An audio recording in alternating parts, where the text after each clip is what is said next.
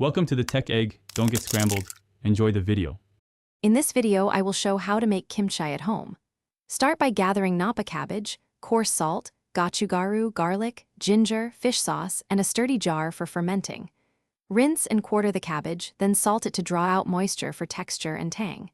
Prepare a flavorful paste with chili flakes, aromatics, and optional seafood for depth. Pack tightly, weigh down, and let it ferment at room temperature until pleasantly tangy. Begin with crisp napa cabbage, quartered and cored for consistent pieces that ferment evenly. Sprinkle coarse salt between leaves and let them rest until limp, which helps create the right texture and draws out water. After salting, rinse briefly to avoid oversalting, then squeeze out excess liquid gently.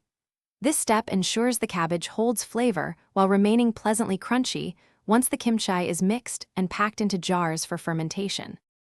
If you're finding this helpful, please subscribe and like to support more easy recipes and tips. Quick recommendation: grab leak-proof containers to store your kimchi safely and prevent spills during fridge swaps. They make meal prep and sharing so much easier. I use them to portion jars and transport kimchi to friends, which always gets laughs about my spicy habit. Check the description for the link and other deals, and now let's get back to the video.